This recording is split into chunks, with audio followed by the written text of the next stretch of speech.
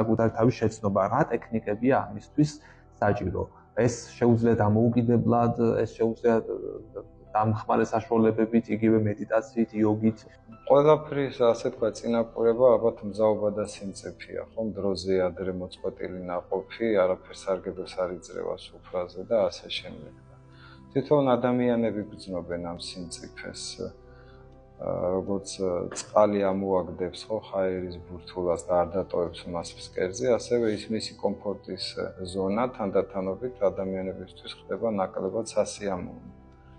რა თქმა უნდა, პირველ ეტაპზე ეს ცოტა ასე ვთქვათ, ტკივილებითა და ტრაგიზმით არის დამახასიათებელი, მაგრამ მერე მოციქულობასთან ერთად ადამიანები, რაც ასაც ვფიქრობდით, რომ ეს იყო ჩვენთვის ყველაზე დიდი უბედურება, მერე გვეღიმება და ვგრძნობთ, რომ ეს უბრალოდ მომწიფების გარდუვალი, გარდამავალი პერიოდი იყო, რაც მეტად კენეულია თითოეულ ჩვენთაგანისთვის.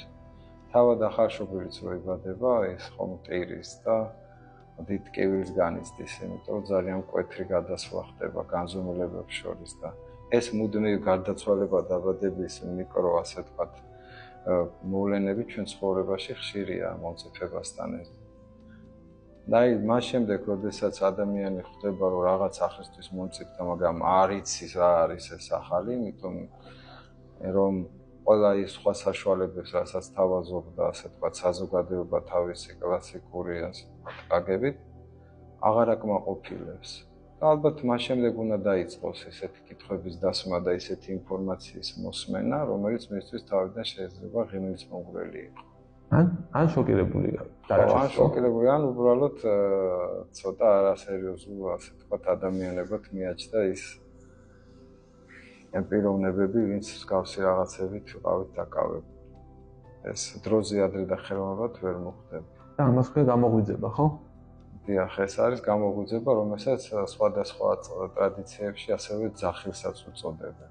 ნუ გეძახის სამყარო. კი ბატონო, პირადად მე ახლა ის სწავლებარითაც, ასე ვთქვათ, საზდოობ აგნიოგა, მისი პირველი წიგნის პირველი სახელწოდება არის ძახილი. აი ეს სამყარო მოვლენებით და ასეთი სიტუაციებით გვეძახის, არ არის აუცილებელი ვიღაცა მართლა ჩაგძახოს. ხმები გესმოდეს. ხო, და დაგვატიჟოს ან გითხრას იცი ეს რამე არსებობს. არანაირად არ ამართლებს თავის თავს მოპატიჟება. როდესაც იქნები მზად, ხო? ეს არის ხება.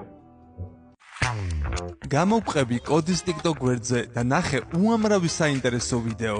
გამოიწერე კოდის YouTube არხიც.